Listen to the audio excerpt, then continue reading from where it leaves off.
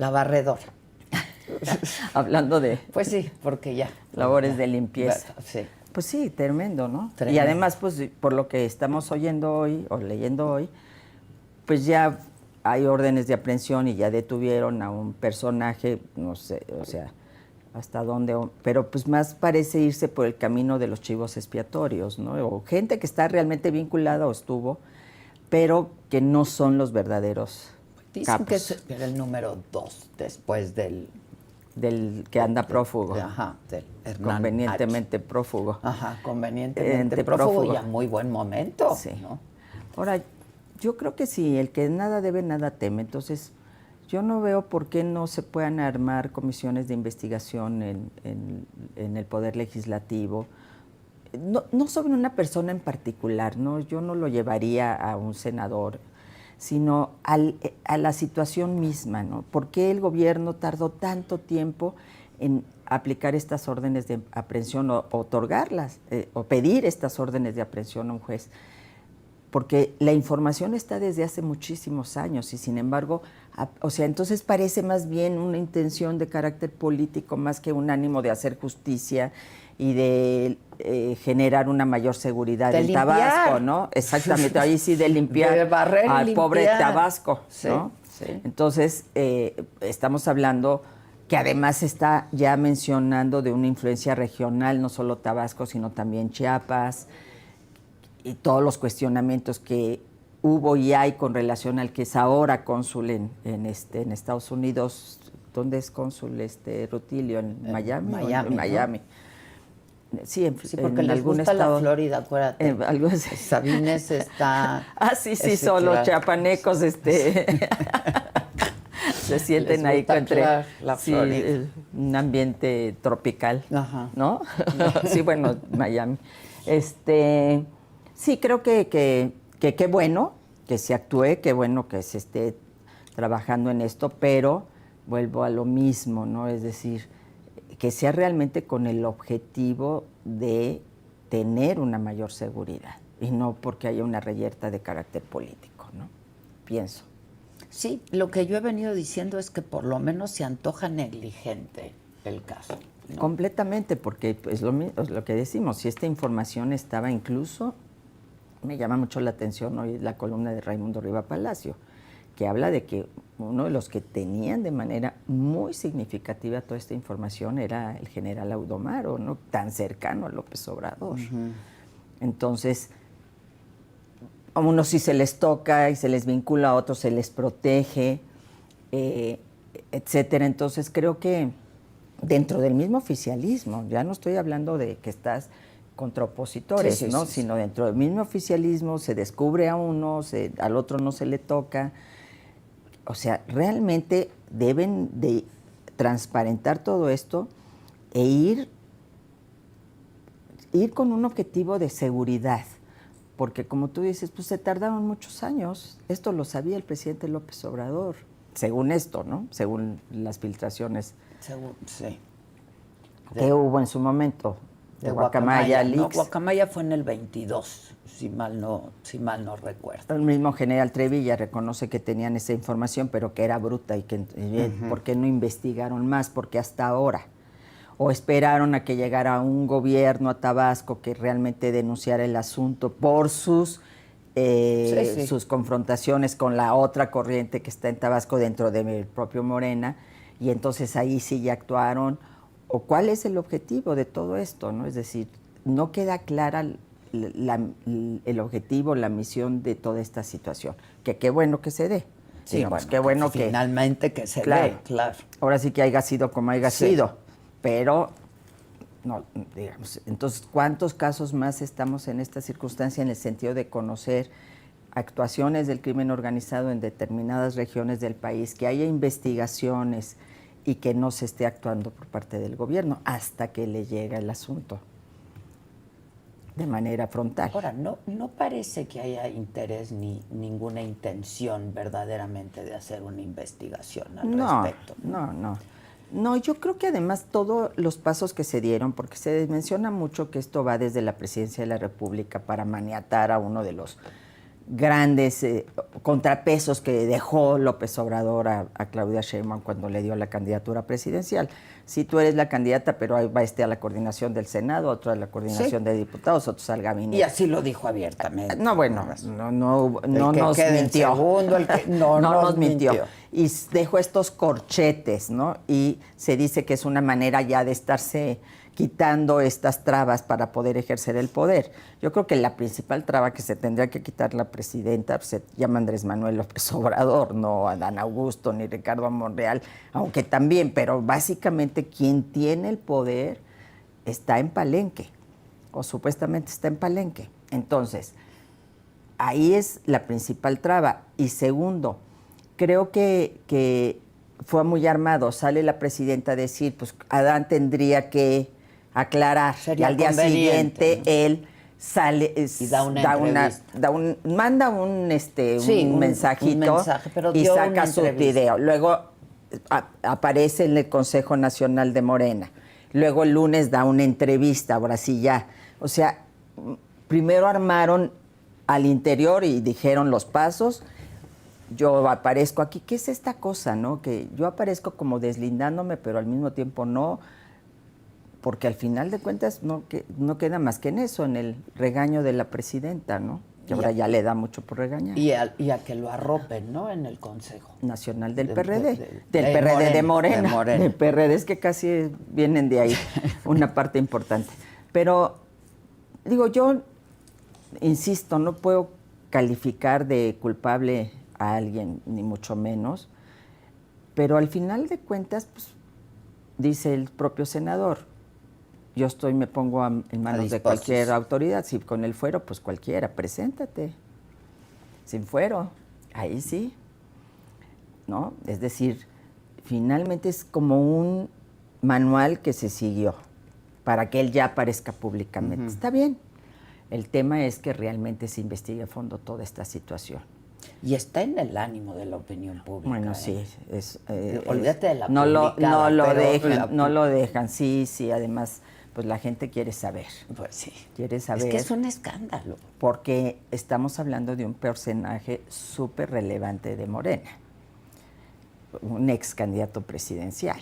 Sin duda. Entonces, y yo creo que él debiera ser el más interesado en que esto se aclare.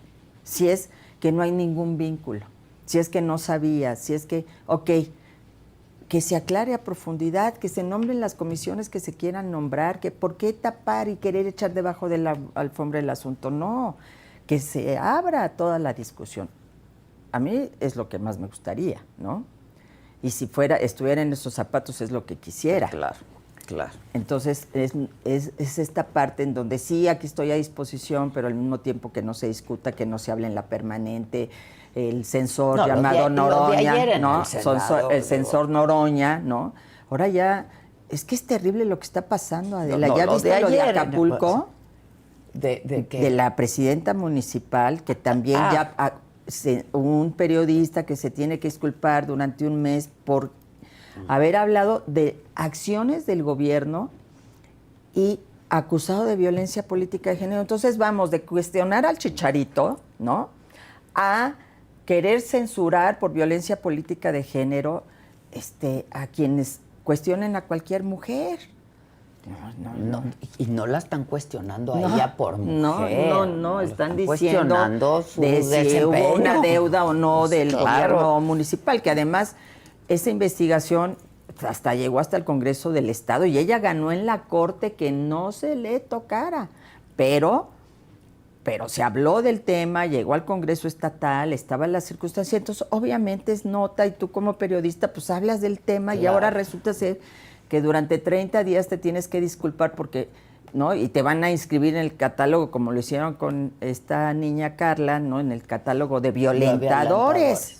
Hazme favor, es decir, entonces no estamos entendiendo cuál es la situación real y cuál es la verdadera violencia que vivimos las mujeres en todos los ámbitos y cómo se utiliza una causa para golpear y censurar. Y ayer Noroña además utilizó su poder como presidente del Senado para censurar, para impedir que otros legisladores Ya al rato te van a mochar la lengua como a Belisario. Sí, no, eso es una cosa terrible. Y más Terrible. que viene Y de es- quienes es- lucharon es- porque se les exacto, escuchara. es de quitarle toda la legitimidad a una lucha. Pues ya no, ¿te acuerdas aquel que decía, tú le crees a Madrazo, yo tampoco? Era muy chistosa esa propósito campaña, ¿no? de Tú le crees, Tabasco. oye, tú le crees a Noroña, yo tampoco. Es que ya no les puedes creer porque han traicionado todos los principios por los cuales lucharon. O sea, el de la libertad de expresión. Oye, es elemental en un país que se dice democrático, ¿no? Aquí ya hablas y dices como periodista algo en contra de una mujer en la política y te acusan de violencia política de género. Sí. Quieres intervenir como legislador que tienes justamente ese fuero. ¿El fuero para qué es para eso. Para poder se hablar. creó para eso. Para poder hablar, para poder decir lo que pensaba sin que hubiera una repercusión de carácter penal o persecutoria. Bueno, pues ahora ya te coartan tu libertad de expresión y como la oposición está tan poco representada porque la disminuyeron, pues también no tienen la fuerza. O sea, yo admiro a gente como Margarita Zavala, que todo el tiempo está ahí al frente del timón dando la pelea, etcétera, a pesar de que a ella sí la violentan como mujer porque le hablan de su relación personal, Sí. matrimonial, la descalifican por eso y no por lo que ella dice, por lo que ella es. Ahí sí hay una violencia política de género. Pero ahí sí es permitida porque la ejerce el oficialismo contra una mujer de la oposición. Esa sí se vale. La que no se vale es la que nos hagas a nosotros sin ser violencia, pero cuestionándome mi función como o legislador o gobernante o político. Sí. Terrible, ¿No? Terrible. Estamos en momentos difíciles. Oye, pero hay muchos temas de qué hablar. Bueno, mientras aquí estamos pasando por momentos muy difíciles. ¿Quién la pasa a todo dar? ¿Quién la pasa a todo dar? Pues Yunes, Oye, ¿no? yo a veces que te dije que me iba a ir de vacaciones y no pude ir, me llevé a Yunes allá en... Sí, vi que lo sacaste, tú fuiste la que... Oye, yo pienso, siempre me quiero poner detrás del telón. ¿Cómo te llegan estas cosas? Pues platícanos. Oye, ya sabes que no el otro te día, puedo decir hace mis 8 días todo el fuentes. mundo me habló. Qué padre tu entrevista con Adela, las dos como manas. Le digo, no fue entrevista, yo participo. Es mi colaboración habitual, ¿no? Mi No, colaboración. es que muy humana, la parte más estábamos muy exitosa. relajadas, Ya sí. ves que tenemos un amigo en común que nos dice que hablemos de otras cosas y no de Sí, que política. hablemos de Entonces, la parece maternidad, parece que de cuando ser hablé de mi abuela. nieto y demás, dicen que que fuimos el éxito y el rating mayor. Bueno, pues ok, hablemos de esas cosas. Hablemos de que no te yo te había pudiste ir dicho, de vacaciones. no me pude ir, pero veo que otros sí se van, padrísimo, ¿no? Sí, padrísimo, y a Qué todo padre. lo que da. Bueno, pero olvídate de Yunes Papá, que es el que sacaste, Sí, ¿no? sí. Que también te digo, ¿cómo le haces? Hay gente que te manda y dice, lo vimos aquí, Adela, mira. Es que fue en tiempo real. Sí, no, realmente Claro. fue. Oye, pero todavía una dice, Sí, hola. saludó. Yo creo que le debe. Yo creo que no sabía para quién estaba saludando. Es que hay mexicanos en todos lados. Pues yo cuando he viajado me encuentro mira, mexicanos. Por todos lados. En todos Siempre lados. hay- La gente está viajando, siempre quiere hay dos viajar. ojos que te ven Sí. y una cámara que te Y ahora además, sí. Pero mira, me parece más grave de los legisladores. No me parece grave que viajes. No, si bueno. tienes con qué pagar y si tienes el ingreso, el recurso, ok. Pero ¿de dónde qué padre. sacan tanto recurso? Sí, ¿no? para estar allí Gente que ha sido con champaña funcional. Sí, no está muy difícil. Y me van a mandar la cuenta. Ya esta es una primicia que le he sacado yo a la lucha. Pero los legisladores, uno diciendo que no estaba en España y al día siguiente sale la foto ahí desayunando en el restaurante de un hotel muy caro en Madrid. El otro legislador, en Ibiza, baile, Sí. ¿no? Y con una chava ahí que yo más bien dije, quien me digan quién es la chava, ¿no? O sea, El chisme, ¿no? el Sí, o sea, ahí Pues era como un bikini el que traía, ¿no? Te enseñó, ¿no? Tú dices, ¿qué es esto? O sea, pero además lo más grave es que son los que pregonan la austeridad. Es que lo dijo la presidenta, ¿no? ¿Te acuerdas? Sí, que era parte de... No, y Andrés Manuel siempre... Yo me acuerdo desde que llegó a la presidencia del PRD, Andrés Manuel, que yo era su secretaria de organización, y nunca, te quiero decir, yo era la responsable de las Brigadas del Sol, de todo el proceso de organización del PRD, con Andrés Manuel López Obrador, presidente. Jamás falté a un Consejo Nacional del partido. ¿Tú crees que yo iba a poder faltar, como lo hizo ahora el secretario de organización de Morena? Faltó, no estuvo. Bueno, pero Andrés Manuel era el presidente del partido y ganamos por primera vez muchísimos municipios en el Estado de México.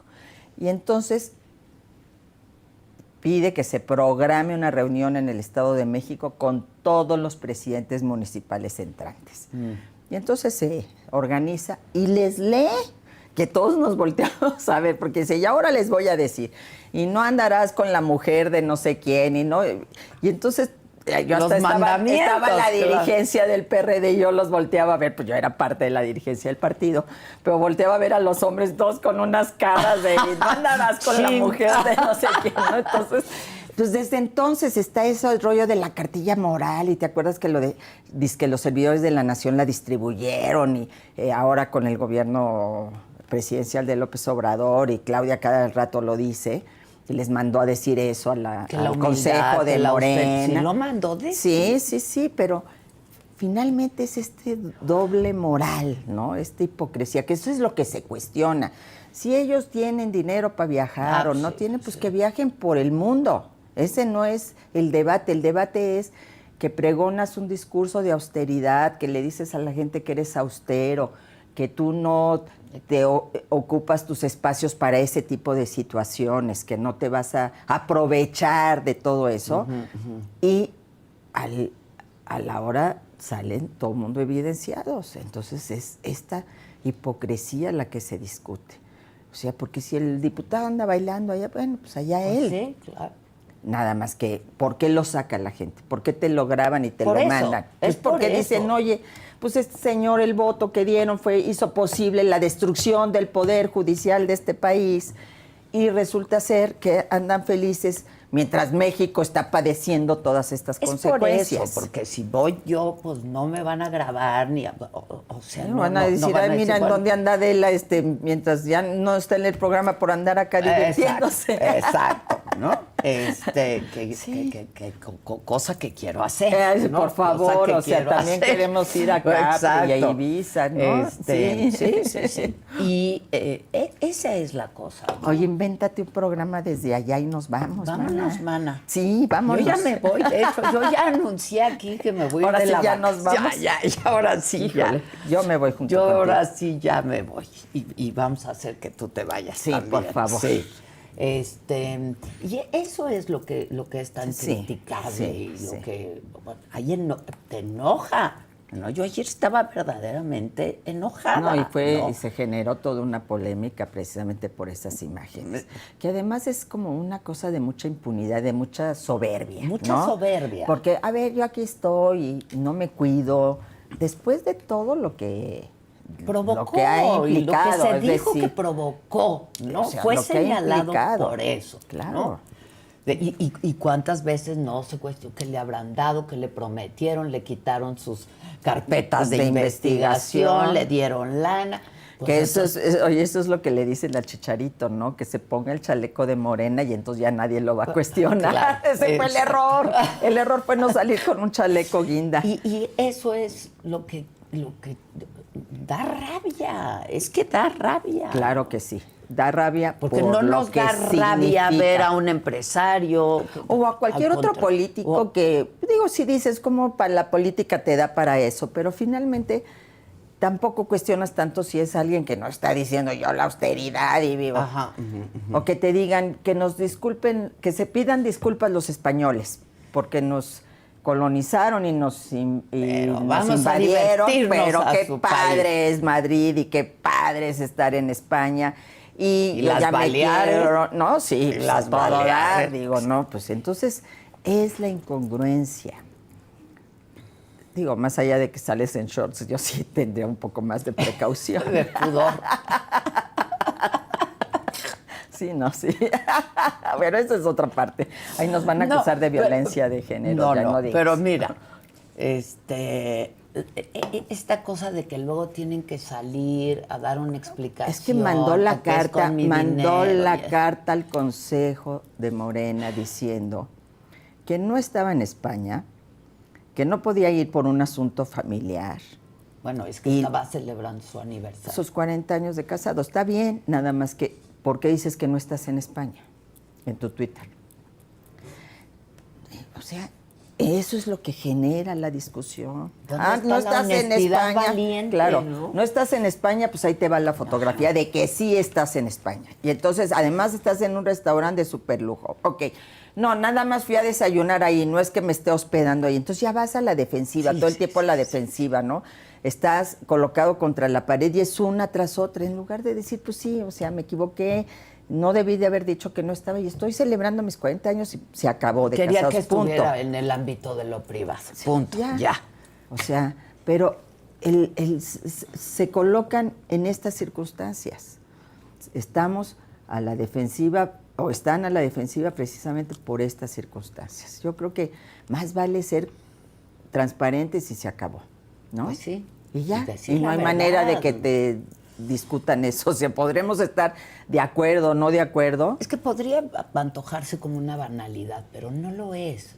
No por el discurso, ha sido no por el otro, discurso, tan distinto. No por el discurso, pero, o sea, la incongruencia con el discurso. Ese es el problema. Lo otro, pues, cada quien celebra sus 40 años de casados donde quiere y donde puede. Nada más que no seas incongruente. Sí. Y no nos mientas cuando sí sabemos que estás allá. O cuando alguien sabe que estás allá y te sacan la foto. Y siempre va a haber alguien que te vea. Siempre, es lo que estamos diciendo. Bueno, yo he saludado a tanta gente pues en los lugares que menos te imaginas. Ay, usted es Rosario Robles, claro. Oiga, es que yo soy mexicana. Y salúdeme a X o a Y también me mandan saludos para otros. Pues claro. Siempre hay mexicanos. Bueno, alguna vez hice un crucero muy chiquito y había mexicanos. Y bueno, a los mexicanos que había ahí les cayó gorda la actitud, les cayó mal la actitud de verlo ahí. ¿Me explico? Claro, tan es así que la gente graba y manda. Pues claro. Porque si no te cayera pues gordo, claro. Oye, invita a la champaña, le han de haber dicho, y como no invitó, va y te va. Ay, no. Pero, no, la gente dice cómo, por qué, si se prestaron a toda esta situación de irse del otro lado cuando se votó por ellos para ser una oposición. Sí. Se traiciona ese electorado, te vas del otro lado en un tema central que se llama reforma judicial. Sí. O sea, no en cualquier tema y estás feliz de la vida mientras México está padeciendo las consecuencias de toda esa decisión. Y bueno, no solo fueron ellos, fueron varios votos de legisladores de oposición que los del PRD ni siquiera habían tomado posesión y ya estaban en Morena. Más el del MC que se armó todo este numerito del papá y en Campeche. Sí, bueno, pues fueron esos votos. Esos votos que llevaron a la destrucción de un poder judicial, a la autonomía de uno de los tres poderes de la Unión, al único contrapeso que tenía el Poder Ejecutivo, a generar una presidencia muy poderosa, concentrando todo el poder en una sola persona. En una sola persona y paradójicamente muy débil, ¿no? Uh-huh. Muy débil en el sentido de quién ejerce realmente el poder. Pero ese es otro debate. Pero al final de cuentas, en términos formales, es una presidencia que hoy tiene todo el poder, que va a tener a partir de que entren los nuevos jueces y magistrados y la nueva corte, sobre todo la nueva corte. Claro. ¿Viste este artículo de una de las que participó en el comité de evaluación y que después dijo, bueno, pero no había que ir a tanto, nada más con que se hubiera elegido la Corte y el Tribunal de Disciplina, diciendo, en el caso de Ricardo Salinas, yo he tenido muchas diferencias con Ricardo Salinas, Adela, yo apoyé a Canal 40 cuando el Cerro del Chiquihuite, etcétera, pero de ahí a decir 7 togados maravillosos entrarán con un único objetivo de vengar, ser el antihéroe. Ay, qué miedo. Sí, qué miedo. Tenemos que sentir miedo todos, de que ese sea el objetivo de quienes van a llegar a la Corte, no el respeto a la Constitución, no que se apliquen las leyes, sino su misión es vengar. Ah, caray.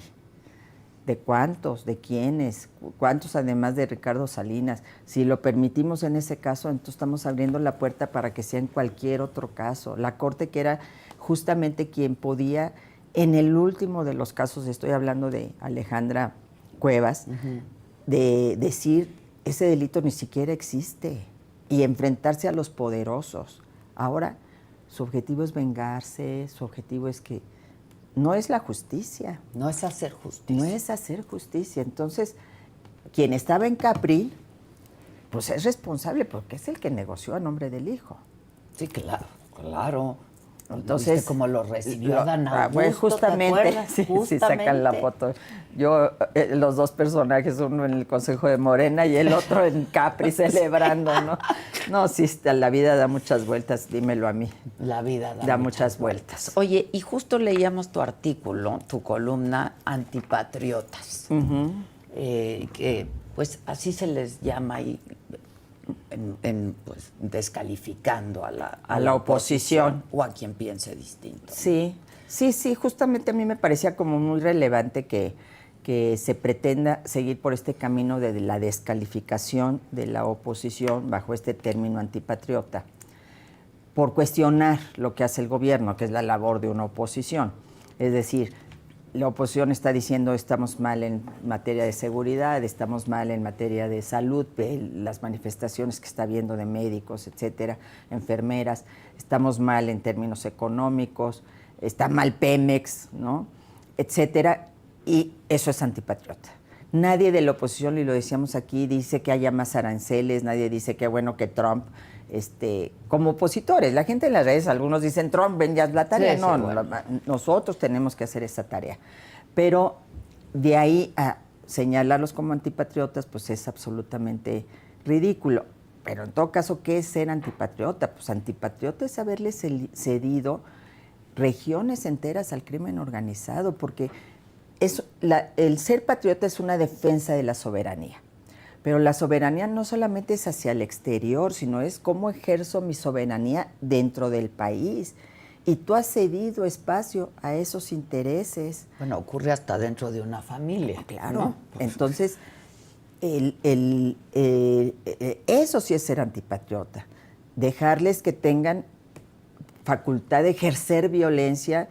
Y no sé si viste el video de la maestra que tienen amagada y secuestrada a grupos criminales por haber, no me acuerdo en qué parte del país, o sea, haber permitido y llegar a ese extremo en el que controlan regiones del país, controlan, bueno... Son el secretario de Seguridad de un además, y no solo eso, sino ya hasta se han agenciado a su clientela, ¿no? Es decir, vimos en defendiendo a la familia michoacana en contra de pobres policías que ahí fueron desarmados y demás, gente del pueblo, porque les permitiste ejercer esa violencia que es tu facultad única como Estado.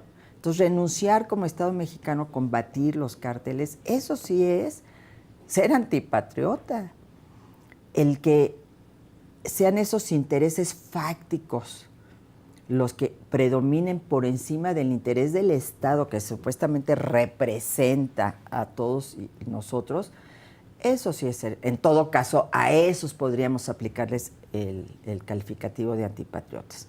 Yo pienso que legítimamente la oposición tiene derecho a cuestionar, el gobierno a defender sus posturas, y lo lógico es que en un contexto de amago de Estados Unidos en muchos ámbitos, convocaras a la unidad, sí, pero sobre la base del diálogo, la construcción de acuerdos, la apertura y no descalificando, pero quiero la unidad para enfrentar. Distinto. Sí, pues quiero la unidad, pero para enfrentar esta amenaza gringa que está muy bien, nada más que te cuestiono, te discuto, te persigo todos los días estando como oposición en el país. Eso es lo que no se puede.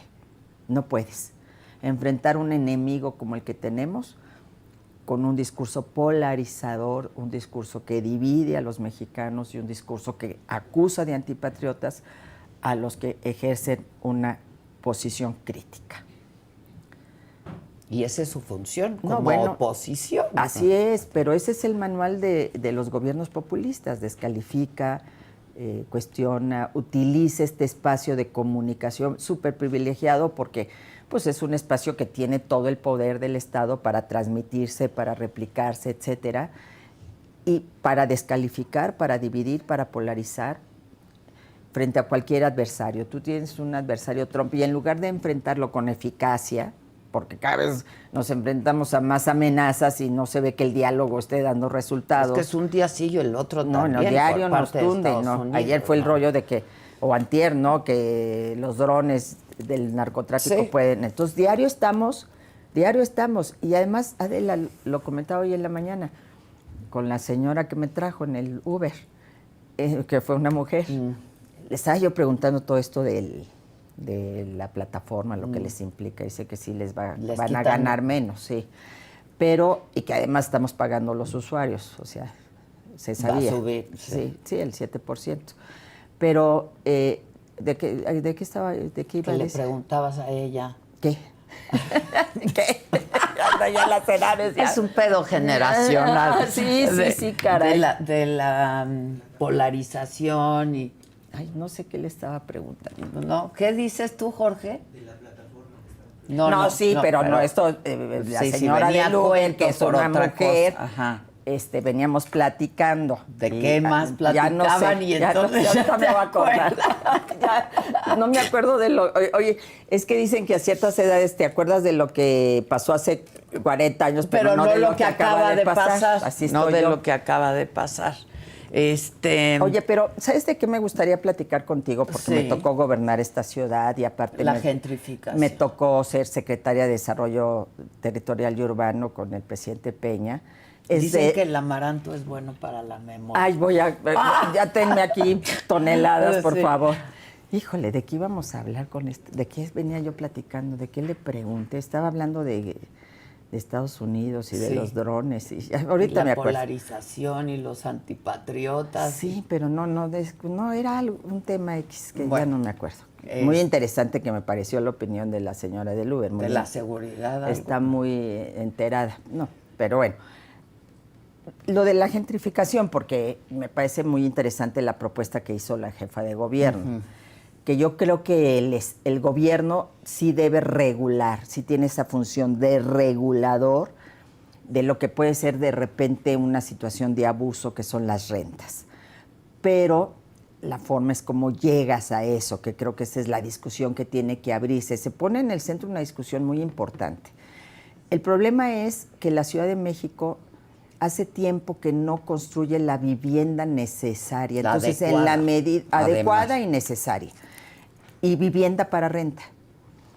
Tú como desarrollador inmobiliario o desarrollador de vivienda no tienes alicientes para construir vivienda para rentar, porque el subsidio no existe, porque además no tienes la posibilidad de desahuciar, es decir, de que si alguien deja de pagar, poderlo quitar del lugar que estás rentando, sino que tienes que ir a un juicio de muchísimos años, etcétera. Entonces prefiero construir para vender. Vendo y me quito del problema. Entonces tú tienes que hacer programas, primero de construcción de vivienda social, que acuérdate que los bandos de Andrés Manuel, los primeros bandos que él emitió, pues impedían construir vivienda en muchas de las alcaldías de la Ciudad de México. Entonces se concentró, ahora acusan que si el cártel inmobiliario y tal, pues se concentró en la Benito Juárez y en ciertas alcaldías porque se impidió construir. Y eso también implicó que se construyera una cuadra después de la Ciudad de México, que era en el Estado de México. Pero el hecho de que excluyeras impidió que muchos lugares en donde había programas de política social, de construcción de vivienda del gobierno, ya no fueran factibles para esta construcción. Entonces, si hay menos vivienda, pues se encarecen las rentas. La oferta y la demanda. Y por otro lado, tiene que ser en un contexto integral de un programa de ordenamiento territorial. Tú no puedes decir, yo voy a regular las rentas sin que haya un debate del derecho a la ciudad, cómo el derecho a la vivienda tiene que ser parte de esto, y en consecuencia, dónde podemos construir, qué tipo de servicios, cómo a las regiones más deprimidas de la ciudad les das opciones para que tengan mejores servicios, mejor calidad de vida, cómo en efecto construyes una ciudad incluyente y no una ciudad que a sus sectores más pobres o a sus regiones más pobres las tiene deprimidas o tú vete de aquí, porque bueno, la gentrificación es un fenómeno natural de las ciudades del mundo, no solo de la de México, no solo de la capital, de cualquier ciudad. Yo vivo en un pueblo del Coyoacán, en un barrio de Coyoacán que era un pueblo y que un día la gente empezó a vender sus casas y ahí se construyeron, donde yo vivo somos 9 casas, hace 30 años, o sea, este fenómeno viene de muchas décadas atrás. Entonces el tema es cómo abordas un fenómeno real con incentivos para mayor vivienda, vivienda cercana, porque también la vivienda barata es la que está en Tecámac, la que está en Ecatepec, y haces 3 horas a tu trabajo. Por eso se instrumentó una política nacional de vivienda en ese sexenio que permitiera acercar la vivienda, pero la Ciudad de México es muy cara. Construir vivienda en la Ciudad de México es muy cara, entonces tienes que subsidiar como gobierno para que los chavos puedan tener acceso a una vivienda. O ahora los chavos quieren rentar, ya no tienen esta visión que teníamos nosotros, el patrimonio, ¿no? ¿Qué le voy a heredar a mis hijos? La casa y la educación.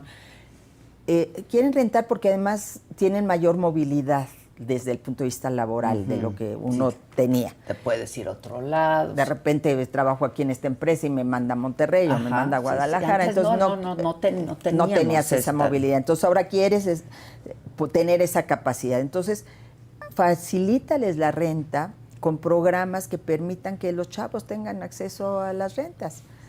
Puedan rentar un departamento, puedan rentar un lugar en donde iniciar su primer hogar, ¿no? Esos programas están muy bien, pero ¿cómo los haces mucho más extensivos? ¿Cómo le permites a esos jóvenes tener acceso a una vivienda? Porque no es un tema de los nómadas digitales, es decir, no es que no es que por ellos es que se encarezcan las rentas. Se vienen a vivir a México porque es mucho más barato que vivir en cualquier ciudad de Estados Unidos, ¿no? O de Canadá. Sí, sí. Pero... ¿Y por qué les gusta? Y además estás aquí a todo dar y en zonas como la Condesa, la Roma, pues es, es un ambiente muy padre para vivir. Entonces tenemos que pensar en un plan, o sea, que esta convocatoria de la jefa de gobierno sirva para convocar muchas voces y construir esta visión de ciudad que te permita realmente una ciudad incluyente, donde haya un derecho, un acceso real a la vivienda, donde se construya vivienda para renta. Entonces es una asociación pública-privada, porque la mayor cantidad de vivienda la construyen los privados, ya sea los desarrolladores o la gente que hace su casa. Su casita. La gente, yo digo que la constructora más grande de México se llama Pueblo Mexicano, es decir, hacen su casa y empiezan con un cuarto y luego al siguiente y la gente va y luego ya le ponen el piso de arriba y ahora ya la remozaron, le la pusieron más bonita, etcétera, ¿no? Entonces eso es lo que se tiene que discutir, de acuerdo en que el gobierno regule, pero que regule con base en criterios muy transparentes y en una visión integral. No solamente es por dedazo voy a controlar las rentas, pues no. Dice aquí Antonio Enríquez, dice, en Nueva York hay renta estabilizada. Esto empuja a los inversionistas a tener sus edificios vacíos. Pues sí. O también en Nueva York, porque yo como secretaria visité Nueva York y me llevaron a varios edificios en donde la obligación de los constructores, de los desarrolladores, es que un piso es para gente que tiene menores recursos y demás. También se vuelve polémico. Porque, a ver, cierto nivel yo no quiero... La gente allá en Nueva York, yo no tengo problema. Yo vivo en un barrio donde vivimos, voy a la verdulería y hola, ¿cómo está don Pedro? Y etcétera. Pero me refiero a la gente opina, no, yo estoy pagando por un departamento o un lugar, un pisito aquí en tal avenida de Nueva York y no quiero que viva otro tipo de gente que no sea la que... Porque a otra gente se lo dan más barato. Entonces, sí, y ha habido muchos programas en varias ciudades del mundo, unos han tenido éxito, otros han fracasado. Lo que sí es que si tú pones límites a la renta, lo que puedes hacer es que se ahuyente la inversión. Por eso digo, tiene que sentarse en la mesa, y entiendo que así es la pretensión, los privados, la visión de muchos urbanistas, gente que conoce y sabe. Bueno, que tienes la Universidad Nacional, tienes muchos espacios donde se discute el tema urbano desde una visión integral.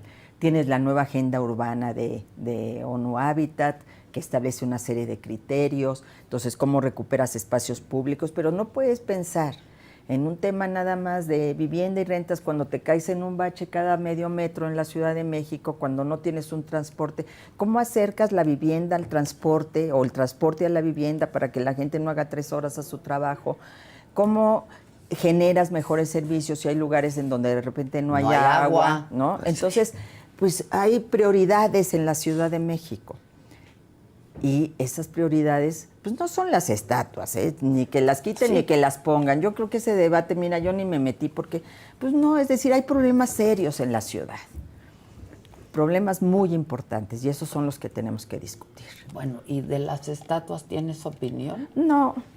Mira, yo nada más lo único que opino es que como jefa de gobierno me tocó poner 2 maravillosas. ¿Qué son? Una, la de la mamá cocodrilo de Leonora Carrington, que nosotros con ella, la inauguramos todavía en la 3ª sección de Chapultepec, después ya la trasladaron a esta parte de Reforma, y con Octavio Paz, con Cuevas, con Cuevas, la giganta, ahí en la Cuauhtémoc, con él la inauguré. Yo me acuerdo. Sí, muy bonito. Me acuerdo muy bonito, de la giganta. Sí. Ahí está todavía, ahí están las 2. Y la discusión ahora es si son patrimonio de quién, ¿no? La alcaldesa de la Cuauhtémoc dice que es patrimonio de la alcaldía, que fueron pagados con recursos de la alcaldía.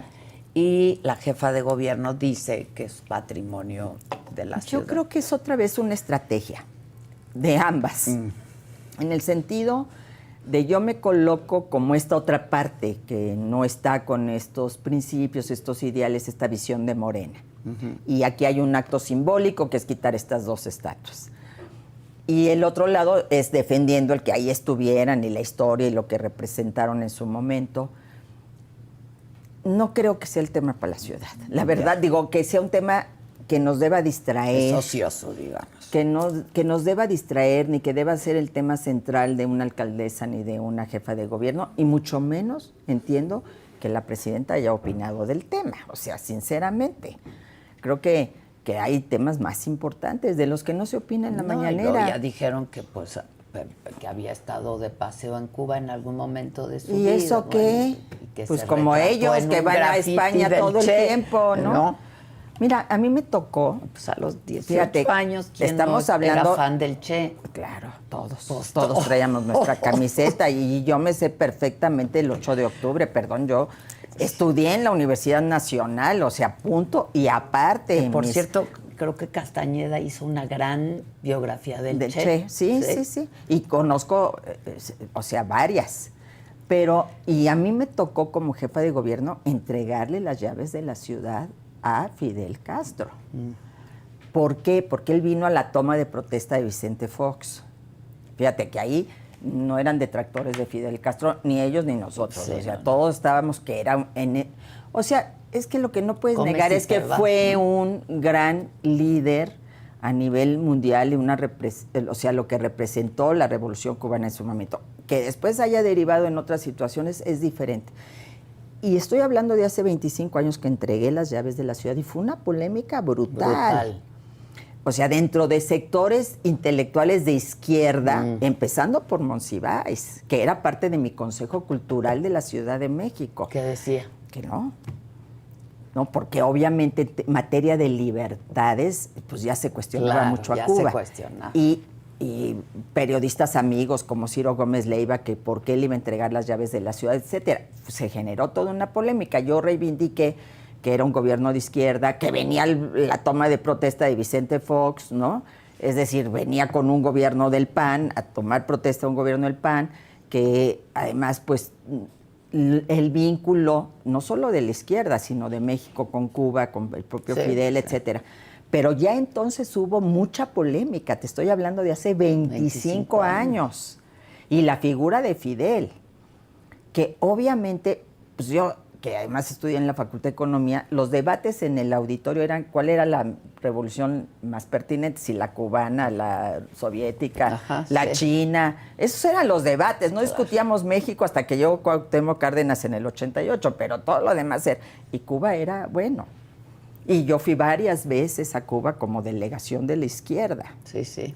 Entonces, evidentemente que hay un vínculo, una trayectoria, pero te puedo decir del cardenismo con ellos igual. Pues claro. Cuando vino Fidel, esa vez que yo le entregué las llaves de la ciudad en la mañana, en la noche estuvimos en casa de doña Amalia. Solórzano, viuda de Cárdenas. Sí, la mamá de Tenía Cuauhtémoc. una gran relación con... Sí.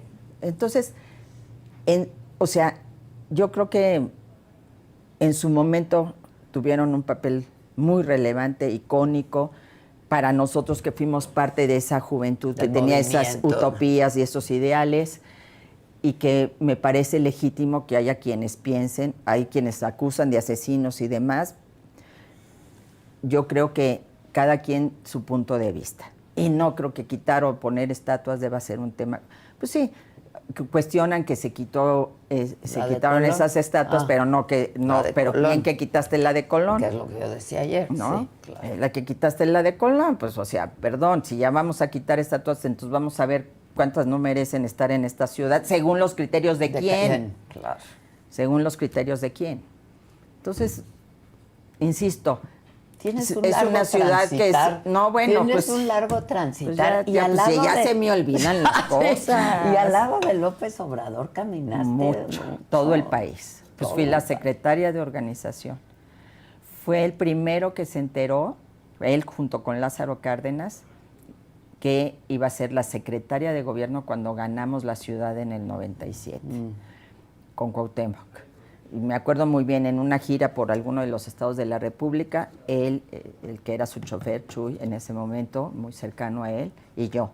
Y me dijo, ya sé lo que te propuso el ingeniero, y mi único consejo es, toma siempre el toro por los cuernos. O sea, sí, caminamos mucho. ¿Y se conocían bien? Muy bien, muy bien. Conocí a sus hijos chiquitos, sus hijos iban con mi hija Mariana a los conciertos. Sí. Sí. Y después, pues... Sí. Un día platicamos de eso. Sí, sí, claro. Sí, porque yo creo que si alguien conocía bien a López Obrador, fuiste tú. Lo conozco bien. Sí, sí. Sí, pero ese Andrés Manuel sí tenía ciertos rasgos de lo que... Te digo que nos leyó los 10 puntos ahí en el Estado de México. Pero te estoy hablando del 96. Había como... No tenía este resentimiento tan grande. Una causa como un objetivo ahí distinto, social y todo. Pero el 2006 le quedó grabado en el corazón. Porque ni el desafuero, porque el desafuero le dio la vuelta y lo catapultó. No, fue el 2006, que él sintió que le arrebataron la presidencia y que él siempre pensó que hubiera sido un magnífico momento. Traía toda la inercia positiva del gobierno de la Ciudad de México y era más joven de lo que le tocó ser presidente. Porque él, yo creo que se veía como Juárez con su carroza por todo el país, ¿no? Una presidencia itinerante, etcétera. Entonces, ahí fue un punto... Yo creo que hay momentos en donde te sacan lo mejor y te sacan lo peor. No es que eras diferente o cambiaste, no, sino que un resentimiento que le impidió realmente gobernar para todas y todos, ¿no? Gobernó con venganzas. Y estas ideas fijas, ¿no? Como esta visión como mesiánica de abrazos, no balazos, y son abuelitas, cuiden a sus hijos. Eso sí, no lo cuestionamos al Chicharito, pero bien que se cayó la boca la hoy presidenta cuando le dijo que las abuelitas cuidaran a los nietos, ¿no? Digo, más misógino que eso. Sí, claro. Abuelitas cuiden a sus nietos. Yo que tengo nieto y digo, ay, no hay alguien que ayude. Por algo la vida te dice que hay que tener hijos jóvenes porque ya no aguantas. No, cárgate igual a un niño de 12 kilos. No, ya se me olvidan las cosas, igual lo dejo ahí abandonado. Pero ya me mandaron mensajes, ya nomás para terminar, que estabas hablando de los drones No sé si hablaste con la del Uber. No creo que de los drones. ¿No? No tan sofisticado no era nuestro creo, espérame. Pero me voy a acordar, van a ver. Que hablabas del narcotráfico, que hablabas de los adversarios y cómo enfrentarlo. Pero no, nada de eso. Y del Uber que les van a cobrar.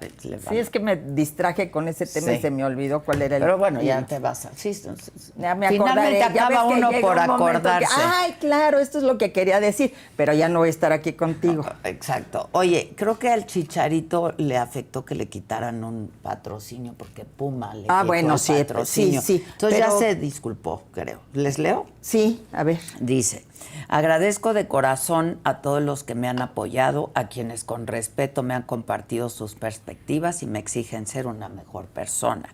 Lamento profundamente cualquier confusión o malestar que mis palabras recientes hayan causado. Nunca fue mi intención limitar, herir ni dividir. Como padre, hombre y miembro de esta comunidad, mi prioridad es actuar con respeto, humildad y responsabilidad. Estoy escuchando, reflexionando y comprometido a expresarme con una mejor claridad y sensibilidad, especialmente en temas tan delicados. Creo que el cambio empieza por uno mismo. Aprovecharé esta oportunidad para entender, crecer y seguir trabajando para ser una mejor versión de mí mismo, desde la honestidad, el amor por mi familia, mis valores y el amor por todos ustedes. Gracias por su comprensión, exigencia, amor y compañía en este camino. Pues mira, Javier qué padre. Hernán. Pues él sí hace algo que no hacemos los políticos, exacto, disculparnos y decir la regué. Sí. Ahora, sí.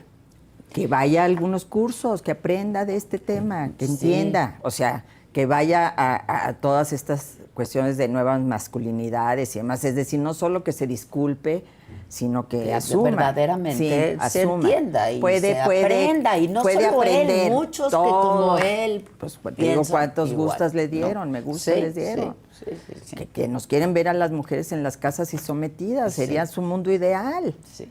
No, pues no, pero entonces hay que construir culturalmente una nueva visión. Qué bueno, porque sí le quitaron el patrocinio. Creo que la Federación Mexicana de Fútbol emitió también un punto de vista. También, pero además, fíjate, si hay un tema desigual ese fútbol entre el varonil y el femenil. Y han luchado tanto las mujeres, porque les paguen por lo menos lo mismo. Pues no queda trabajo igual, salario igual, pero igual ya corren 90. Lo mismo, sí, ¿cuántos los sueldos son? Ay, no, que además déjame decirte que multimillonarios. fui el domingo al estadio y a verme a mis Pumas, que llevamos a Mateito, que ya cuando la Goya le hace así, y parecía partido llanero. No, tienen que mejorar el nivel, ¿eh? Te digo, no. Tus Pumas y mis Pumas muy mal. Sí, pero pues sí, tú siempre sales ahí promoviendo a los Pumas. Y yo digo, pues, ¿y la mana cómo le hace? Yo me quiero subir a ese patrocinio. Oye, pero déjame decirte algo. Les pagan, ya ves que en España fue la gran lucha que dieron, y en Estados Unidos la que era la comandante de la selección femenil, y mujeres muy icónicas dando esta lucha por salarios iguales y en varios países europeos, hasta que lo lograron. En México sigue habiendo esta desigualdad, y en términos de patrocinios igual, obviamente los que tienen el Chicharito. Hombre. Sí. Entonces, transmisiones. El argumento es que no llenan estadios, pues las mujeres igual que los hombres. Pues el domingo el de Pumas Pachuca estaba vacío. O sea, no me digan que estaba el estadio lleno. Entonces, creo que por donde debiera empezar el Chicharito a asumir una causa, si realmente está en esta visión de aprender, es apoyando a sus compañeras futbolistas. Claro. Sería una gran causa. Que además han resultado mejores que muy ellos, buenas. Muy ya ves buenas. que ganan más cosas que los hombres. Muy buenas. Gracias. Ay, pero hablaremos del Mundial en su momento, sí. que hay claro, carambas. Claro. Qué complicado que tengamos el Mundial enfrente y con todo esto que pasa en el país. Sí. Pero bueno, pues nos irá bien, yo Hay creo. que apoyar a nuestro Mundial. Sí. A que vayamos a los partidos. Sí va a haber quinto partido. Más vale. O sea, a lo mejor por ser sede, pero como somos una sede compartida, igual no. Sí. Igual mandan a Estados Unidos y a Canadá. No compartamos tanto. Muchas gracias. Te hablo más tarde para que me platiques. Sí. Muchas gracias. Oigan, ¿qué hago? Teaser.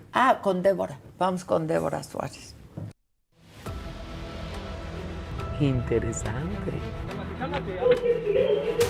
¿Fue el acuerdo al que se llegó?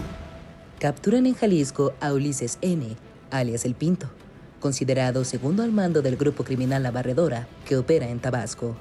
Contaba con una orden de aprehensión por asociación delictuosa y estaría relacionado con extorsiones, secuestros, trasiego de droga y robo de combustible. Detienen en Quintana Roo a Arturo N., acusado de intento de feminicidio en contra de Melanie. El hijo de un importante empresario del Caribe mexicano intentaba salir del estado tras haber golpeado brutalmente a la víctima.